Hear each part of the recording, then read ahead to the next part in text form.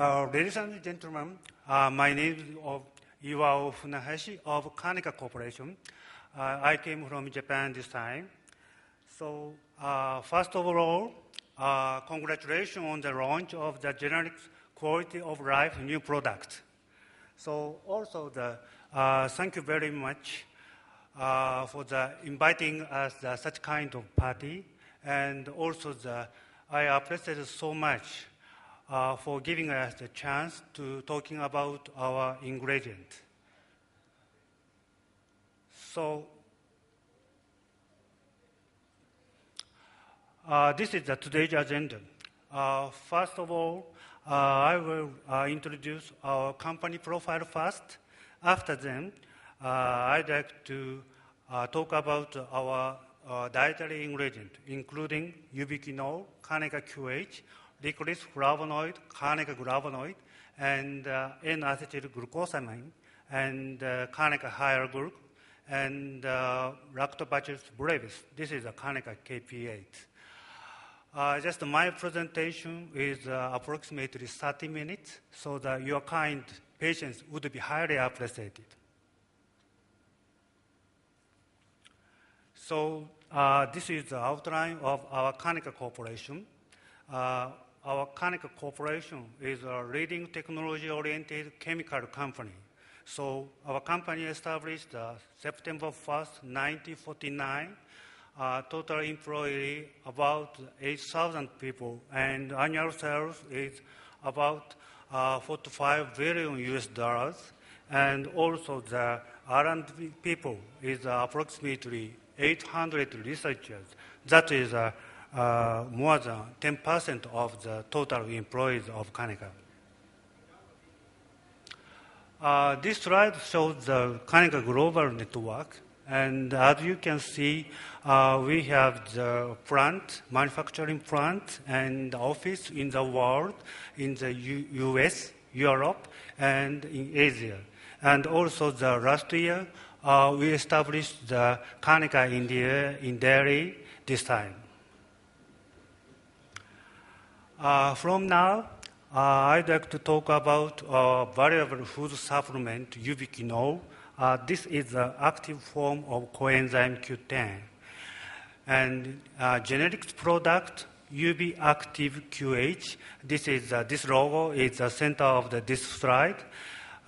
This product using our dietary ingredient ubiquinol, active form of coenzyme Q10.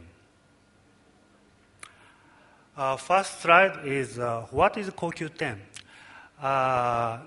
Someone don't know the coenzyme Q10. So first is what is CoQ10?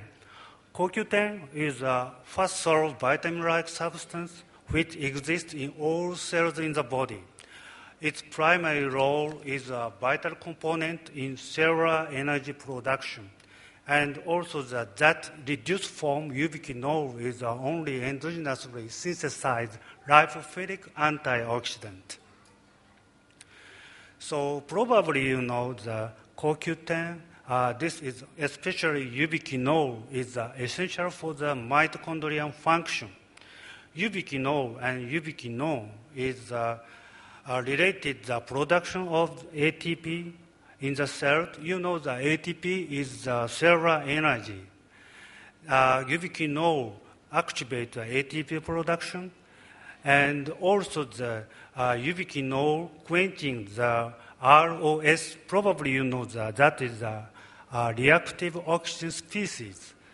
Reactive oxygen species is biosynthesized during the production of energy. So this ROS is the problem for the oxidation of the DNA and membrane cells of the cell because that is related to the chronic diseases. So important point is that ubiquinol has a dual function. One is activate of the ATP production. Another one is the quenching of the reactive oxygen species. Ubiquinol is one of the important antioxidants in the body. So CoQ10 and ubiquinol is related to the aging. because the CoQ10 content in the body decreases with age.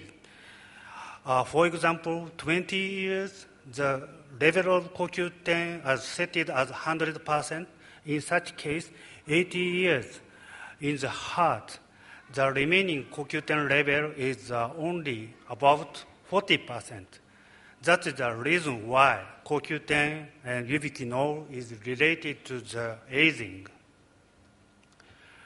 So from now, I'd like to talk about the ubiquinol. And CoQ10, I'd like to call CoQ10 as CoQ10 and ubiquinol as QH.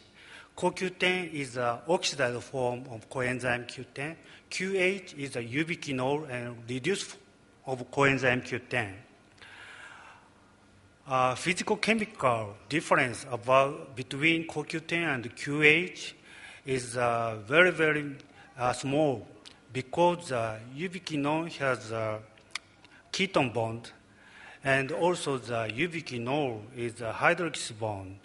In the cells, for example, about the production of energy and oxidation reduction, and ubiquinol to ubiquinol, just switching is happened. That is important for the production of energy. But physicochemical character of the CoQ10 and QH is very small, but the biological property is several difference between them. So this slide shows the QH, a major form of coenzyme Q10 in the human body. As you can see, the liver, pancreas, intestine, colon, and such kind of the important organs, the percentage of QH of total coenzyme Q10 is more than 80%. And also in your blood plasma, QH ratio is more than 95%. So, but out to the brain and lung is ratio of ubiquinol is lower. That is related to some level of oxygen in each organs. So this is a very important slide because this slide shows the difference between Q10 and QH. Upper part of this slide shows the oxidized form CoQ10.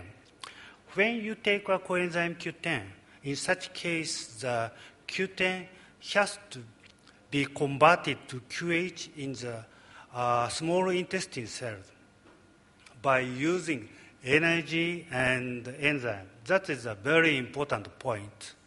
So, as to reduced form of coenzyme Q10, QH, is I told you before, QH is a major form in the cells in the body. So this is an active form of the coenzyme Q10. So QH can enter into the body directly without any conversion. That is a big difference between oxidized form and reduced form. Please memorize.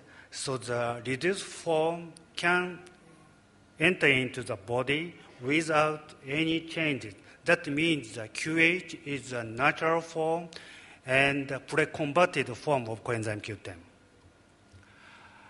Also, I told that when you take a coenzyme Q10, in such case, the conversion to QH is important. So, but this conversion